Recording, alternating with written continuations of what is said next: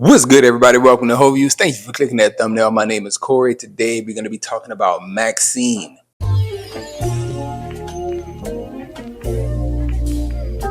So, the way things are going to go is we're going to talk about MaXXXine and the things that I really enjoyed from that film. Then, we're going to talk about the franchise as a whole because there's X, Pearl, and MaXXXine. Then, we're going to recap. So, use the chapters in the description if you want to jump around the video at any point in time.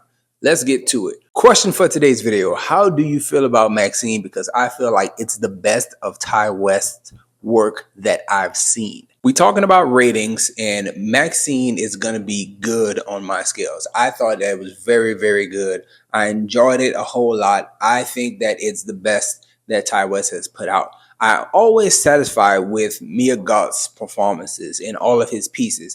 Even though I may not like all of the films, I feel like Mia Goth always does great work with Ty West. The bigger surprises in this film are Kevin Bacon and Giancarlo Esposito. I did not know Giancarlo was going to be in this. I did see Kevin Bacon in the trailers. And so seeing Giancarlo Esposito here in a full getup and hearing Kevin Bacon talk with that accent and the gold teeth and everything that he had, they did some really strong character work, and they were very memorable in my mind based on what I saw in the film. Like those two characters are going to stick with me.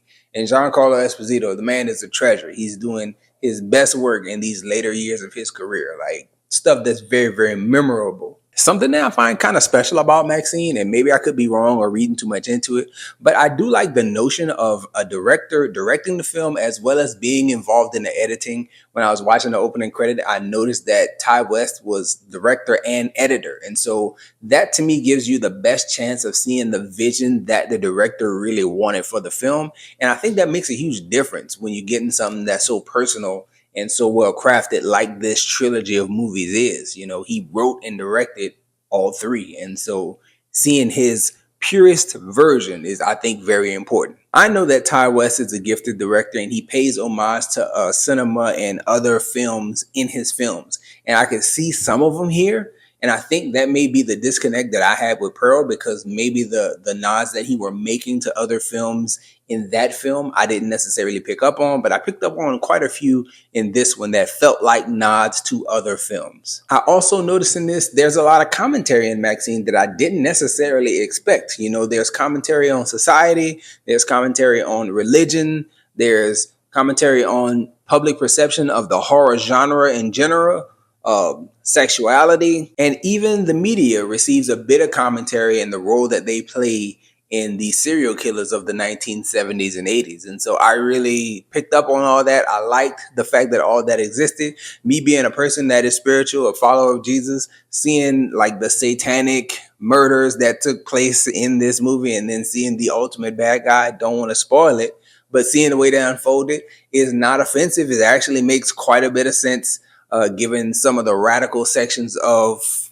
different groups that we see moving about in America right now and in the past. And so that made a lot of sense to me, and I get the commentary of it, you know, the weaponization of certain beliefs. Overall, I thought the movie was very good. I really enjoyed it. But I want to switch gears a little bit and talk about the franchise as a whole, because you have X, you have Pearl, and then you have MaXXXine. In my opinion, MaXXXine is easily the best film in this trilogy of films. In my opinion, again, it's better paced than X. It has more entertainment value than X. I feel like the pacing is better in MaXXXine than it is in Pearl, as well as it's just more coherent and way more accessible to a general audience than Pearl was. So I didn't do a full movie review on Pearl. I just did a short video where I talked about, Pearl was not really for me. I didn't really enjoy it. And the question that I asked the audiences was, does Pearl recontextualize X for you after seeing, the backstory of that Pearl character that did so much in the movie X?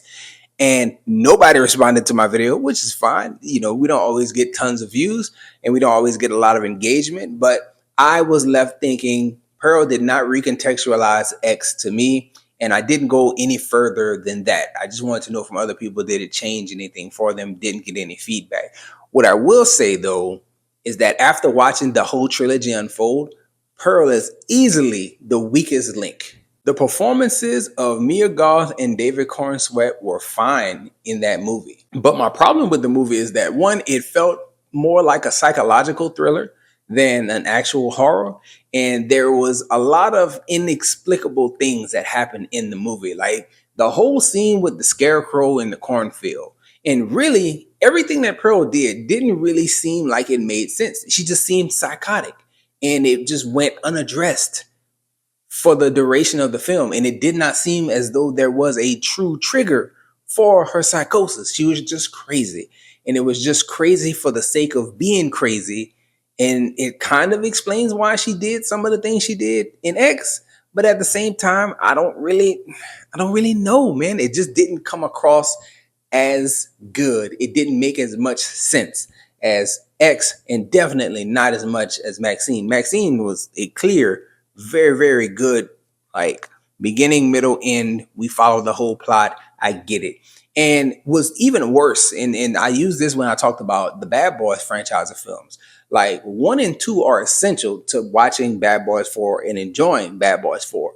If you watch X, you can skip Pearl and go straight to MaXXXine and have a great time. You do not need to know any of Pearl's backstory that we got from the Pearl film, which really like devalues it in my opinion. There's no real reason for it to exist. I also feel like Ty West is not dumb, and marketers and you know people who behind the scenes and green lighting films, they aren't dumb. They know that you could not come out the gate with a psychological thriller like Pearl and put it out there and expect a return on your money, because I think the word of mouth would not have been good on Pearl had it been first. So you put out X, you have some names in it. You know, you got Kid Cudi, you got Jenna Ortega, you got Mia Goth, which inside the horror community, she's highly lauded.